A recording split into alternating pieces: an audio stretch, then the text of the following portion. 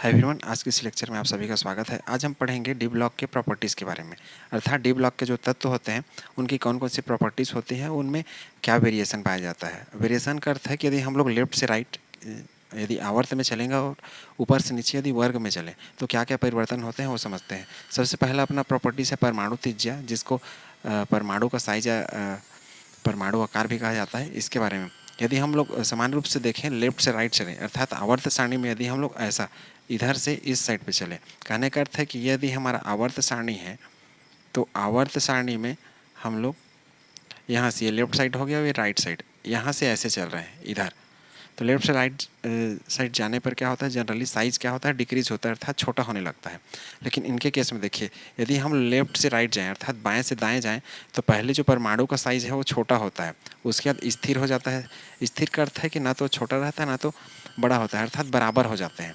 उसके बाद फिर से साइज़ बड़ा हो जाता है। अब इसका कारण क्या है, देखिए एक उदाहरण है, ये हमारा 3D सीरीज़ का एग्जाम्पल है। 3D सीरीज मतलब जो जिसमें अंतिम जो इलेक्ट्रॉन है वो 3D कक्षक में चले जाते हैं। स्कैंडियम, टाइटेनियम, वेनेडियम, क्रोमियम, यहाँ तक यदि हम लोग जाएँ लेफ्ट से राइट की ओर, अर्थात बाएं से दाएं ओर, यहाँ से मतलब इस साइड से इधर चलें ऐसे, तो इसमें क्या देखने को मिलता है कि इसका साइज़ धीरे धीरे छोटा होने लगता है। कहाँ तक, लगभग क्रोमियम तक। लेकिन उसके बाद यदि देखें तो यहाँ पर साइज़ लगभग बराबर हो जाता है। उसके बाद फिर इधर चलें तो कॉपर और जिंक का साइज़ बड़ा हो जाता है। अब इसका कारण क्या होता है, तो इसका यदि हम लोग कारण देखें कि ये शुरू में छोटा क्यों होता है, अर्थात जैसे सामान्य रूप से छोटा हो, दूसरे जो पीरियड में चलते थे एस और पी ब्लॉक में, उसमें जब लेफ्ट से राइट जाते हैं तो वो साइज़ क्या होता है, छोटा होता है। तो यहाँ भी वही चीज़ होने लगता है। तो इसका कारण ये है कि जो प्रभावी नाभिकीय आवेश रहता है, अर्थात जिसको जेड इफेक्टिव बोलते हैं, वो शील्डिंग इफेक्ट की अपेक्षा तीव्र रहता है। अब तीव्र का अर्थ क्या है कि यदि मैं इस तरीके से अपना एटम को बनाऊँ तो ये हमारा एटम का न्यूक्लियस हो गया और ये हो गया हमारा अंदर का आर्बिट अर्थात अंदर का कक्षा। अब हम डी ब्लॉक के केस में देखें तो ये हमारा अंदर वाला हो गया N-1D आर्बिट अर्थात कक्षा, और ये वाला हो गया हमारा NS कक्षा।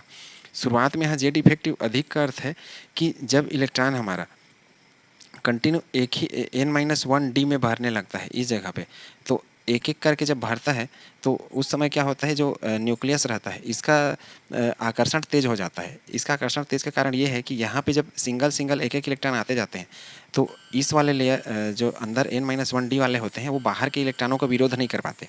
ठीक है, विरोध इसलिए नहीं कर पाते क्योंकि यहाँ पे इलेक्ट्रॉनों की संख्या कम होती है। तो उस स्थिति में क्या होता है, जो अंदर हमारे न्यूक्लियस रहता है, न्यूक्लियस का जो आकर्षण बल होता है वो तेज होता है, तो उसको कहा जाता है प्रभावी नाभिकीय आवेश। तो जो न्यूक्लियस का आकर्षण बल होता है वो तेज होता है, इस कारण नाभिक क्या है, इलेक्ट्रॉन को, आउटर मोस्ट इलेक्ट्रॉन अर्थात NS कक्षा के इलेक्ट्रॉनों को अपनी ओर खींचने लगता है, जिससे क्या होता है, शुरुआत में साइज छोटा होने लगता है। लेकिन देखिए, क्रोमियम के बाद यदि मैं मैग्नीज में चलूँ और मैग्नीज के बाद आयरन और कोबाल्ट में चलूँ तो वहाँ पे साइज इसलिए बराबर माना जाता है कि यहाँ पे जो इलेक्ट्रॉन है वो, और ये जो बाहर के इलेक्ट्रॉन है, जिसका बाहर के इलेक्ट्रॉन अंदर की ओर जो आकर्षित होते हैं वो, और ये अंदर वाले इलेक्ट्रॉन अर्थात N-1D वाले, ये यहाँ के इलेक्ट्रॉन जो इनको NS कक्षा के इलेक्ट्रॉनों को बाहर की ओर धक्का देते रहते हैं, अर्थात रिपेल करते हैं, प्रतिकर्षण करते हैं, तो उन दोनों के बल लगभग एक जैसे हो जाते हैं, एक बराबर। इस कारण इनके साइज लगभग, इनके मैग्नीज, आयरन, कोबाल्ट, निकल के लगभग एक जैसे दिखने लगते हैं।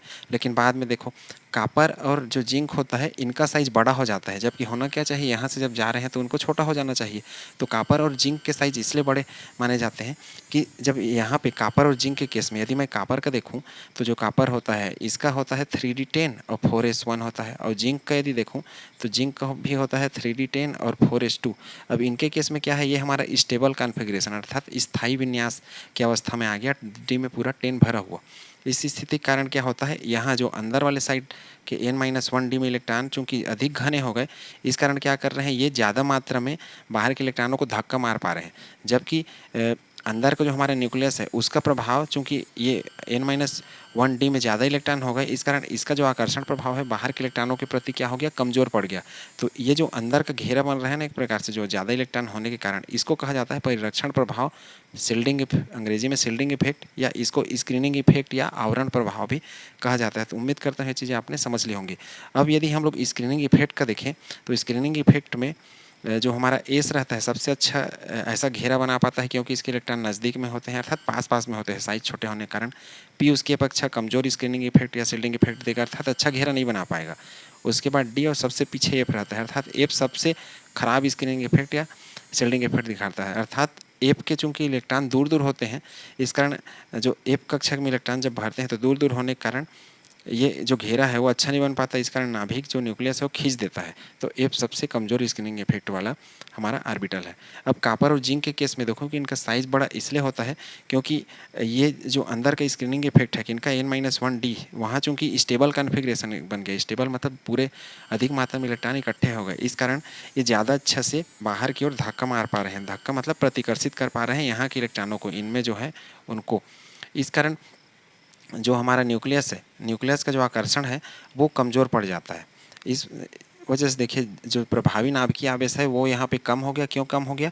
क्योंकि ये N-1D में ज़्यादा इलेक्ट्रॉन आ गए, इसलिए इन इलेक्ट्रॉनों का बल ज़्यादा हो गया, बाहर की ओर धक्का मारेंगे, बाहर की ओर धक्का मारेंगे तो साइज़ क्या हो जाएगा? बड़ा हो जाएगा। और शील्डिंग इफेक्ट देखिए, शील्डिंग इफेक्ट अधिक का अर्थ है कि यहाँ पे इलेक्ट्रॉन अधिक हो गया, तो शील्डिंग इफेक्ट अर्थात एक प्रकार से जो घेरा है वो ज़्यादा अच्छा हो गया, जिसके कारण अंदर के जो हमारे न्यूक्लियस है उसका आकर्षण बाहर के इलेक्ट्रॉनों के प्रति, बाहर का अर्थ है सबसे बाहर, उन इलेक्ट्रॉनों के प्रति कमज़ोर हो गया और इनका रिपल्सन अर्थात प्रतिकर्षण क्या हो गया? तेज हो गया। तो उम्मीद है चीज़ें आपने समझ ली होंगी कि लेफ्ट से राइट जाएंगे तो पहले क्या होगा? साइज कम होगा, क्योंकि पहले इलेक्ट्रॉन एक एक करके भरते जाते हैं, एक एक करके भरते हैं, तो इस कारण अंदर का जो आकर्षण है वो तेज़ रहता है और बाहर ये N-1D के जो इलेक्ट्रॉन होते हैं उनका जो रिपल्सन है अर्थात प्रतिकर्षण है वो कमज़ोर होता है। लेकिन दोनों का एक समय क्या होता है? बराबर होता है, तो ऐसा स्थिति बनता है कि साइज बराबर हो जाते हैं। और जब स्टेबल कॉन्फ़िगरेशन आता है, स्टेबल मतलब यहाँ पे इलेक्ट्रॉन जब बहुत ज़्यादा हो गया, डी में फुल वाली स्थिति हो गया, तो फिर से साइज बढ़ना स्टार्ट होता है। तो ये कारण को आप उम्मीद करता हूँ आप समझ गए होंगे। इनका कारण क्या लिखना है कि प्रारंभ में इलेक्ट्रॉन N-1D कक्षक में एक एक करके भरते जाते हैं, जिस कारण शुरुआत में नाभिक का आकर्षण अधिक होता है, जेड इफेक्टिव अधिक होता है। लेकिन जब N-1D में इलेक्ट्रॉन अधिक मात्रा में हो जाते हैं तो N-1D के जो इलेक्ट्रॉन है वो बाहर अर्थात अंतिम कक्षा के इलेक्ट्रॉनों को प्रतिकर्षित करते हैं, अर्थात N-1D के इलेक्ट्रॉन ज़्यादा अच्छा परिरक्षण प्रभाव दिखाने लगते हैं। इस कारण ये बाहर की ओर उसको प्रतिकर्षित करते हैं, जिससे क्या होता है? साइज अधिक हो जाता है, मतलब परिरक्षण प्रभाव अधिक होगा तो नाभिक का चार्ज क्या हो जाएगा? कम हो जाएगा, अर्थात नाभिक का आवेश क्या हो जाएगा? कमज़ोर पड़ जाएगा। ये तो हो गया हमारा किसमें? आवर्त तथा पीरियड में। पीरियड का अर्थ है हम लोग ऐसे चल रहे हैं लेफ्ट से राइट की ओर। यदि हम ऊपर चले, ऊपर का अर्थ है ऐसे टॉप टू बॉटम, इस तरीके से इसको वर्ग बोलते हैं या फिर कॉलम कहा जाता है। तो कॉलम में यदि चलें तो देखिए ऊपर से नीचे जाने पर परमाणु का जो साइज़ है वो बड़ा होना चाहिए। क्यों होना चाहिए? क्योंकि देखिए यदि मैं पहला वाले आवर्त में चलूँ या पहले पीरियड में चलूँ तो वहाँ पे साइज ऐसे रहेगा। उसके बाद दूसरा में चलूँगा तो मेरे पास 2 ऑर्बिट आ जाएंगे, तीसरा में चलूँगा तो मेरे पास क्या आ जाएंगे? 3 ऑर्बिट। इस कारण क्या है? ऊपर से जब नीचे आते हैं तो साइज़ क्या होता है? बड़ा होने लगता है। तो वैसा ही लेकिन देखिए ऊपर से नीचे जाने पर तो बढ़ेगा, क्योंकि कक्षा की संख्या अर्थात उनके जो ऑर्बिट हैं या जिसको कोस बोलते हैं उनकी संख्या क्या होने वाला लगती है? बढ़ने लगती है। ये देखिए अलग अलग जब पहला आवर्त में रहेंगे तो एक ऐसा गोल बनेगा अर्थात एक ऑर्बिट बनेगा, दूसरा में आ जाएंगे तो 2 बन जाएगा, तीसरा आएंगे तो 3, अर्थात ऊपर से नीचे आने पर साइज़ क्या हो जाएगा? बड़ा हो जाएगा, क्योंकि ये जो चक्र हैं, गोल हैं जिसको ऑर्बिट बोल रहे हैं, उनकी संख्या क्या हो रही है? लगातार बढ़ रही है। लेकिन डी ब्लॉक तत्वों में क्या होता है कि 4D और जो 5D होते हैं इनके आकार लगभग सेम हो जाते हैं, अर्थात 3D का तो साइज़ क्या रहता है? छोटा रहता है। लेकिन जब ऊपर से नीचे आ रहे हैं, कहने का अर्थ है ये वाला लाइन हमारा, ये जो स्कैंडियम वाला है ना, ये हमारा 3D वाला लाइन है, ये 4D वाला, और ये हमारा 5D वाला, और लेंथेनम के नीचे एक्टिनियम, उसके नीचे आता है 6D वाला लाइन। ये तो ऊपर से नीचे जब चलेंगे तो इसकी अपेक्षा नीचे वाले का साइज़ क्या है? बड़ा। अब 4D के बाद मैं यदि 5D में आऊँगा अर्थात हाफनियम या लेंथेनम वाली लाइन पे, तो 4D की अपेक्षा 5D का और भी बड़ा हो जाना चाहिए, लेकिन 5D का आकार बड़ा ना होकर के छोटा हो जाता है। अब इसका कारण ये रहता है कि 5D में क्या होता है? इस तरीके से इनका व्यवस्था बनता है। 5D तो यहाँ पे रहता है और ये हमारा रहता है 4F, मतलब 5D श्रेणी वाले में इलेक्ट्रॉन पहले यहाँ एफ में भरना स्टार्ट करते हैं, एफ में भरना स्टार्ट करते हैं, जिस कारण क्या होता है? जो हमारा एफ रहता है, हमने इधर पढ़ा भी है कि एफ का क्या होता है? परिरक्षण थोड़ा मतलब सबसे कमज़ोर होता है। क्यों? क्योंकि इसके इलेक्ट्रॉन बहुत दूर दूर होते हैं। तो एफ में जब इलेक्ट्रॉन भरते हैं तो ये क्या रहते हैं? दूर रहते हैं, और ये हमारा क्या हो गया? न्यूक्लियस हो गया। तो चूंकि इनके इलेक्ट्रॉन क्या है? दूर हैं, तो ये ज़्यादा अच्छा इसको अर्थात बाहर आउटर 5D के इलेक्ट्रॉन को धक्का नहीं मार पा रहे हैं। यदि ये ज़्यादा अच्छा धक्का मारते हैं अर्थात परिरक्षण प्रभाव ज़्यादा अच्छा दिखाते इस तरीके से, तो क्या होता? साइज़ बड़ा होता। लेकिन यहाँ पे ज़्यादा इलेक्ट्रॉन है फिर भी वो धक्का नहीं मार पा रहे हैं, क्योंकि इसके इलेक्ट्रॉन दूर दूर फैले हैं। इस कारण क्या है? जो न्यूक्लियस है इसका आकर्षण ज़्यादा अच्छा है। इसको आप ऐसा समझ लीजिए कि ये जो घेरा है या एक प्रकार से फटा पर्दा जैसे है। जैसे पर्दे का काम क्या होता है? पर्दा एक प्रकार से घेरा बनाता है, अंदर की चीज़ों को बाहर में ना देख पाएँ इस वजह से। तो यहाँ पे ये एक प्रकार से फटा पर्दे जैसे काम करता है, जिससे क्या है वहाँ से बाहर से लाइट या जो भी चीज़ें हैं वो आसानी से आ सकती हैं ऐसा। तो यहाँ ऐसा समझ सकते हैं कि इसमें दूरी होने के कारण बीच बीच में गैप अर्थात गैप होने के कारण यहाँ जो आखिरी आउटर इलेक्ट्रॉन है 5D वाले वो उनका जो आकर्षण रहता है किसके प्रति, न्यूक्लियस के प्रति, वो तेज हो जाता है। अर्थात न्यूक्लियस ज़्यादा अच्छा से उनको खींच पाता है और 4f वाला जो काम करना चाहिए इसको परिरक्षण का अर्थात शील्डिंग का, वो काम नहीं कर पाते क्योंकि इनके इलेक्ट्रॉन दूर होते हैं। इस कारण साइज बढ़ने के बजाय क्या हो जाता है, छोटा हो जाता है। मतलब 3D का साइज मान लो ऐसा है तो 4D का साइज इससे ऐसा बड़ा हो गया और 5D का और क्या होना चाहिए, और भी बड़ा हो जाना चाहिए। तो ऐसा बड़ा ना होने के बजाय ये इसके जैसा अर्थात इसके ये 3D हो गया मेरा और ये 4D और ये 5D। तो 4D और 5D का आकार लगभग एक समान हो जाता है। ठीक है, तो उम्मीद है चीज़ें आपने समझ ली होंगी। इसका क्वेश्चन आता है कि 4D और 5D के साइज एक जैसे क्यों हो जाते हैं करके। तो इसका और इस प्रभाव को लेंथेनाइट संकुचन कहते हैं अर्थात लेंथेनाइट कॉन्ट्रैक्शन। लेंथेनाइट क्यों बोल रहे हैं, क्योंकि ये जो प्रभाव है ना यहाँ पे दिखना स्टार्ट हो गया, ये वाले लाइन पे, लेंथेनम वाले लाइन पे। ठीक है, उम्मीद करता हूँ चीज़ें आपने समझ ली होंगी। कहने का अर्थ है कि 3D वाले जो हमारे ये हैं टाइटेनियम, वेनेडियम, क्रोमियम, मैं कुछ कुछ तत्वों के नाम लिख रखा हूँ, बीच का जो तत्व है उनका नाम छोड़ दिया हूँ। तो टाइटेनियम से जब उधर जाएंगे पूरे जिंक तक, वैसे जिरकोनियम से कैडमियम तक और हाफनियम से मरकरी तक। तो इनमें क्या होता है, जो टाइटेनियम है उसका साइज़ तो छोटा रहता है और जिंक जिरकोनियम का क्या होता है, बड़ा। लेकिन जिरकोनियम से जब हाफनियम आते हैं तो हाफनियम का और भी बड़ा हो जाना चाहिए। लेकिन हाफनियम में यही होता है कि 4f में इलेक्ट्रॉन भरते हैं और ये अपना शील्डिंग अर्थात परिरक्षण प्रभाव क्या है, कमज़ोर दिखाते हैं। जिस कारण जो न्यूक्लियस अर्थात नाभिक है उसका आकर्षण बाहर के इलेक्ट्रॉनों पर तेज हो जाता है और बाहर के इलेक्ट्रॉन अंदर आ जाते हैं। क्योंकि इसका काम था 4f का उनको धक्का मारने का, जिससे साइज क्या होता, बड़ा होता। लेकिन ये दूर दूर होने के कारण धक्का नहीं मार पाते, गैप रहता है उनके बीच में, इस कारण बाहर के इलेक्ट्रॉन अंदर खींचा जाते हैं और साइज क्या हो जाता है, छोटा हो जाता है।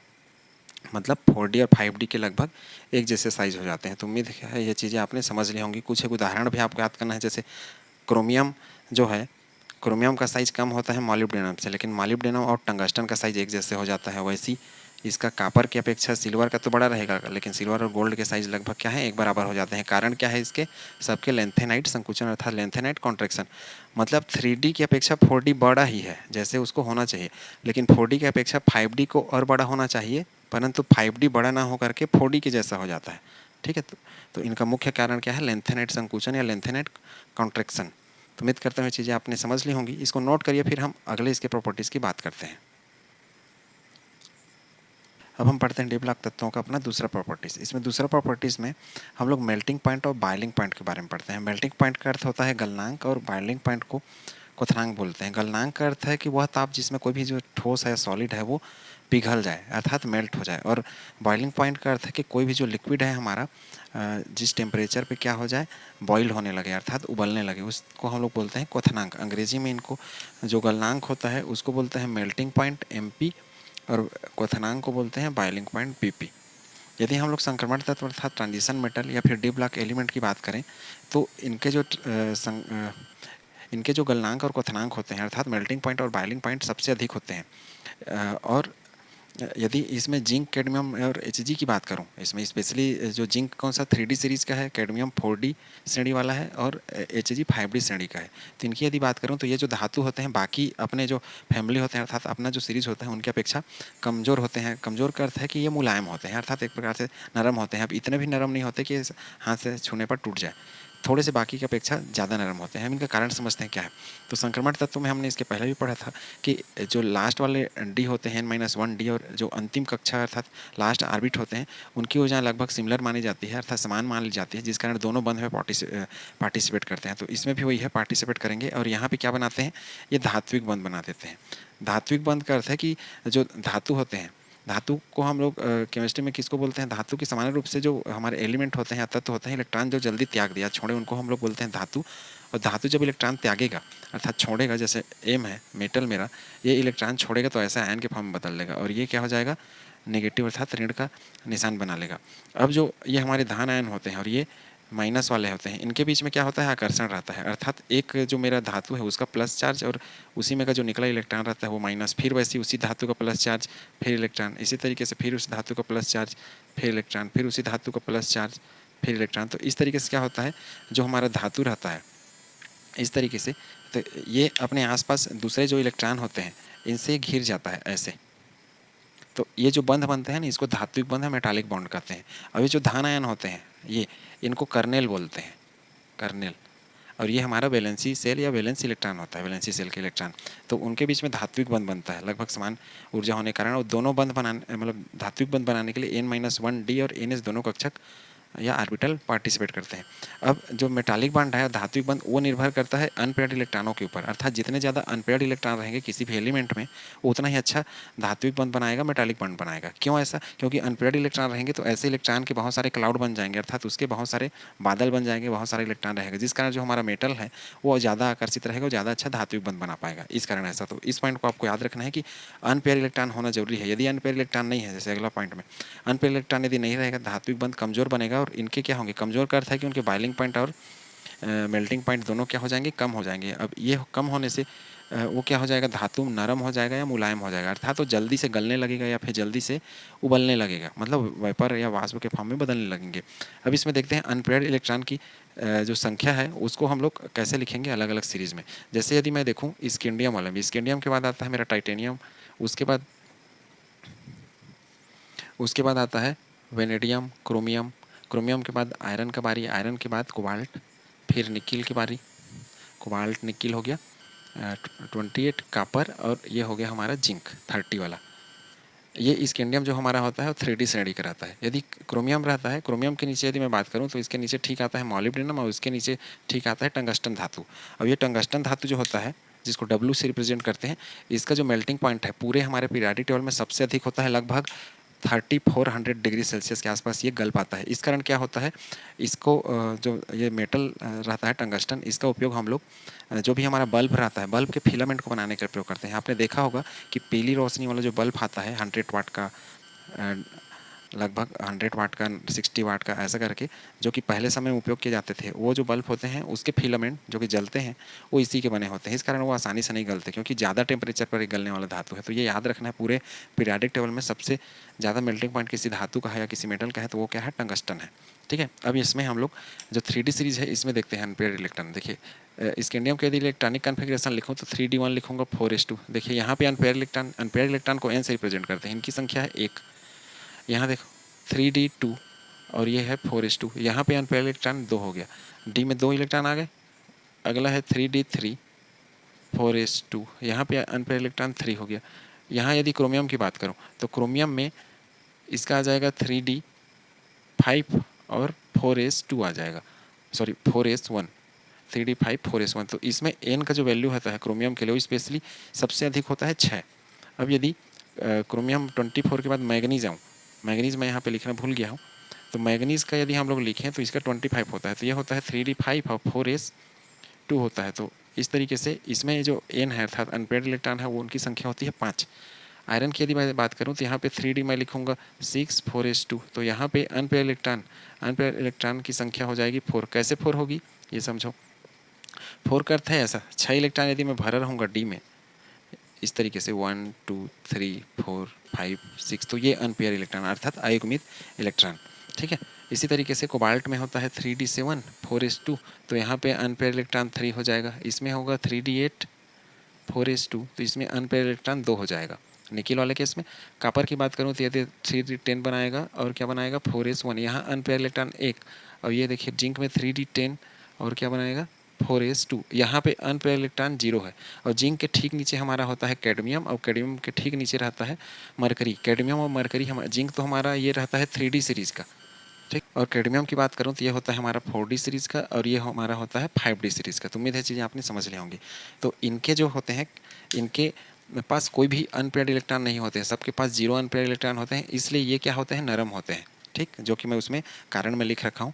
चूँकि इनके पास देखिए सबके पास 1 2 3, लेकिन सबसे ज़्यादा है क्रोमियम के पास। तो क्रोमियम के पास चूँकि ज़्यादा अनपेयर्ड इलेक्ट्रॉन है, इसलिए जो धात्विक बंध है अर्थात मेटालिक बॉन्ड है सबसे अच्छा बनाएगा।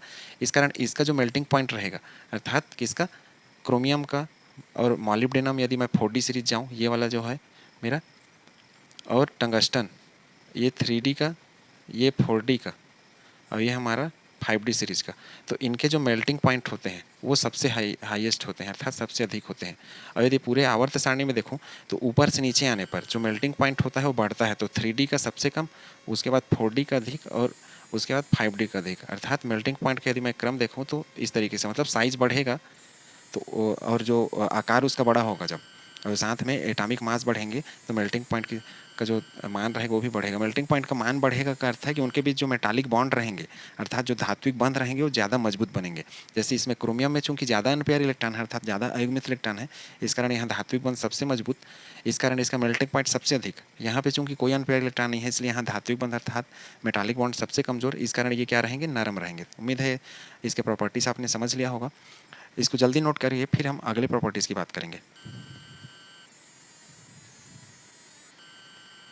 तो चलिए पढ़ते हैं आज का अपना तीसरा प्रॉपर्टीज, ऑक्सीडेशन स्टेट अर्थात ऑक्सीकरण अवस्था। डी ब्लॉक तत्वों में वेरिएबल ऑक्सीडेशन स्टेट पाए जाते हैं अर्थात इनके ऑक्सीकरण जो अवस्था है वो बदलते रहते हैं। अब इसका कारण ये है कि जो डी ब्लॉक तत्व होते हैं उनमें n-1d, n-1d मतलब बाहर से पहले का जो डी कक्षक होता है जैसे 3D 4D 5D वो, और साथ में ns अर्थात आउटर वाले जो एस कक्षक है, इनकी जो ऊर्जाएं हैं लगभग समान होती हैं, जिसको हमने पहला वीडियो में भी पढ़ रखा है कि लगभग समान होती है, जिससे इलेक्ट्रॉन इनके यहाँ वहाँ जंप करते हैं अर्थात एक से दूसरे में, दूसरे से पहले में ऐसे।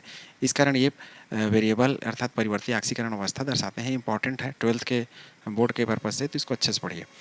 अब इसके अलावा जो डी ब्लॉक तत्व होते हैं या संक्रमण तत्व होते हैं उनमें एक और गुण पाया जाता है कि स्कैंडियम केवल +3 ऑक्सीकरण अवस्था दर्शाता है, जबकि बाकी जो है वो इससे ज़्यादा भी दर्शाते हैं अर्थात +1 +2 +3 +4 इस टाइप से।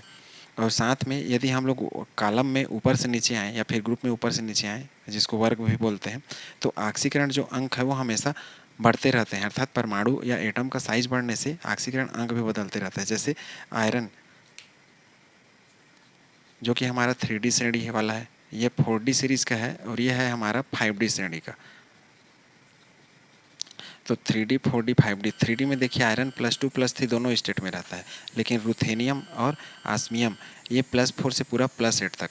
और एक चीज़ और याद रखना है कि आस्मियम और रुथेनियम होता है इनका सबसे ज़्यादा ऑक्सीडेशन स्टेट अर्थात ऑक्सीकरण नंबर रहता है पूरे आवर्त सारणी में, ठीक है, +8।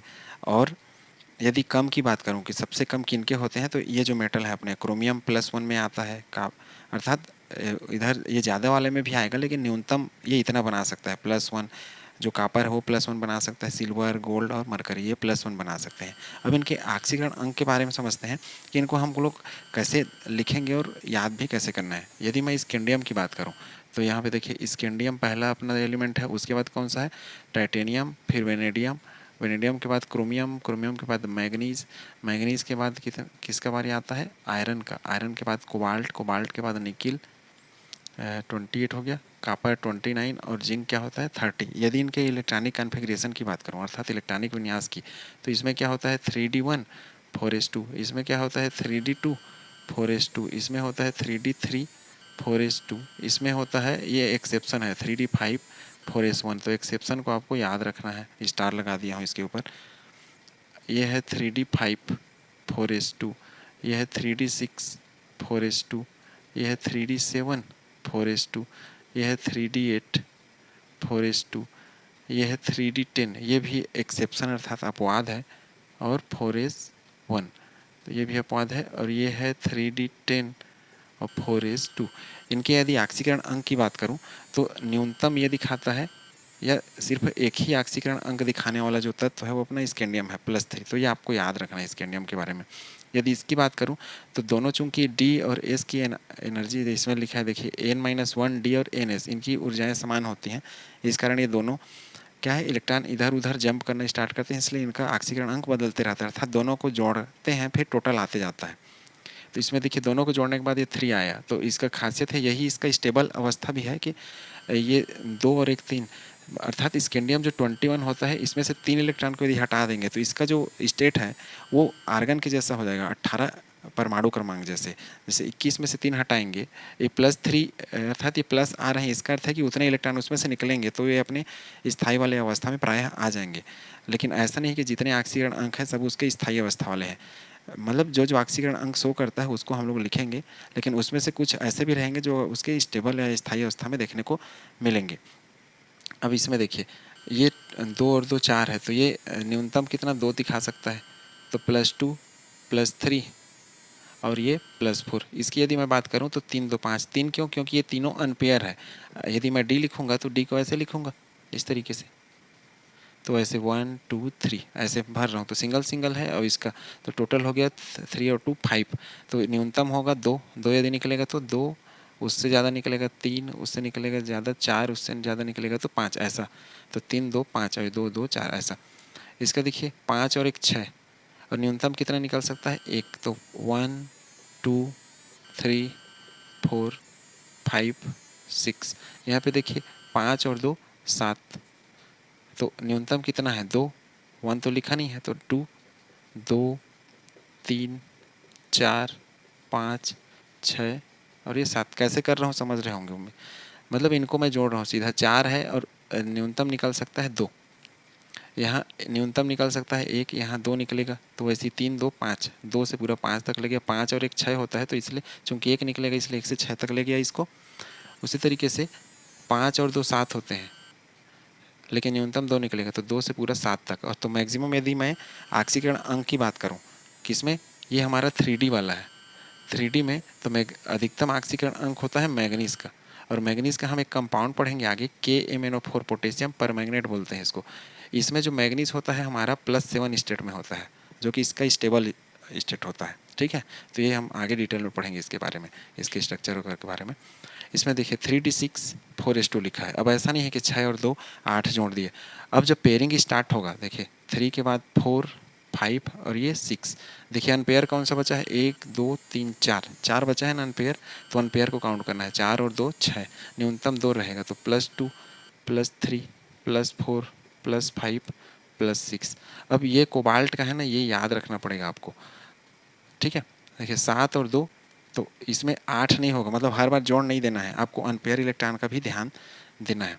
तो यहाँ 7 मतलब ये 6, तो ये हो गया 7। अब इसमें देखिए 1 2 3 और इसको मिला के 5, तो 3 2 5 होना चाहिए, लेकिन ऐसा नहीं होता है। तो ये स्टार्ट होगा +2 +3 +4 से। अब इसका 5 नहीं होता है, तो यही आपको याद रखना पड़ेगा। बाकी तो किसी में कोई दिक्कत नहीं है। कोबाल्ट वाले में +2 +3 +4 होता है। बाकी में अनपेयर इलेक्ट्रॉन देखेंगे, देखिए 8 है, 3D8, 8 मतलब ये 6 इलेक्ट्रॉन हो गया, 7 हो गया, ये हमारा 8 वाला इलेक्ट्रॉन हो गया। कितने अनपेयर बचे? 2, 1 और 2। अनपेयर मतलब बिना जोड़े वाले, और इसको जोड़ देंगे तो 2 और 2 कितना हो जाएगा? 4। मतलब अनपेयर इलेक्ट्रॉन इसमें देखना है। यदि पेयरिंग होना स्टार्ट हो गया तो देखिए यहाँ 5 तक क्या थे? सब अनपेयर थे। इस कारण से आपको 5 और 2 7 जोड़ते थे, लेकिन इसके बाद पेयरिंग शुरू हो गया। लेकिन कोबाल्ट में ध्यान देना है कि 2 3 4 रहेगा, 5वां नहीं बन रहा है। ठीक है, क्यों 5वां इसलिए नहीं बन रहा होगा क्योंकि जो 5 है वो इसका स्थायी अवस्था वाला जो कंपाउंड है या इलेक्ट्रॉनिक कॉन्फ़िगरेशन है वो नहीं बनता रहा होगा, इसलिए। अब यहाँ पे देखिए 8 है, तो 8 9 10, 2 खाली था, 2 अनपेयर्ड और ये 2 4 हो गए, तो 2 3 और ये 4। 10 वाले को देखिए, 10 वाले में ये हो जाएगा 9 और ये हो जाएगा 10। ठीक है, लेकिन देखो यहाँ पे क्या है? S1 है, चूँकि ये अपवाद वाला स्थिति बनता था, इसका होना चाहिए 3D9 4s2, लेकिन ये वहाँ जंप कर जाता है। और सोचिए यहाँ से यदि जंप करके वापस 4s में आ जाएगा तो 2 भी निकल सकता है इसका, तो +1 और +2। यहाँ पे जिंक वाले केस में सिर्फ ये S से निकलेगा, तो ये +2। ऐसा नहीं होगा कि 10 2 12 या फिर 10 और 1 11। जो संभावनाएं बन रही है वही। कहने का अर्थ है कि कापर वाले केस में ये वास्तव में होना चाहिए ऐसा 3D9 4s2, लेकिन ये स्थायी कॉन्फ़िगरेशन अर्थात स्थायी विन्यास बनाने के लिए एक इलेक्ट्रॉन यहाँ चला गया है, इसमें D वाले में एनर्जी समान होने के कारण, तो ये 3D10 बना है और ये 4s1 हो गया है। तो देखिए ये 1 और ये 2, इस वजह से इसका 1 भी आता है और 2 भी आता है। ठीक है, तो उम्मीद करते हैं चीज़ आपने समझ लिया होगा। और साथ में इसका 4s मैक्सिमम इसमें से सिर्फ 2 ही निकल सकता है, इसलिए +2 स्टेट में। तो कम से कम इतने का आपको ऑक्सीकरण अंक पता होना चाहिए, क्योंकि इसमें नोट्स लिखने के लिए या टिप्पणी लिखने के लिए पूछता है, या फिर परिवर्ती ऑक्सीकरण अवस्था क्यों दर्शाता है। तो कारण तो ये हो गया, और कुछ इसके ग्रुप की विशेषताएं होगी। और इसमें यदि मैं बोलूँ तो ऊपर से नीचे आने पर देखिए 3D का ऑक्सीकरण अंक कम रहेगा, 4D का उससे ज़्यादा रहेगा, और 5D का और भी ज़्यादा रहेगा, अर्थात ऊपर से नीचे आने पर बढ़ेगा। आज के लिए बस इतना ही। अगले नेक्स्ट वीडियो में बाकी और नए प्रॉपर्टीज़ के बारे में कवर करेंगे। यदि आपको वीडियो अच्छा लगे तो दूसरे दोस्तों को शेयर करना ना भूलें। Thank you.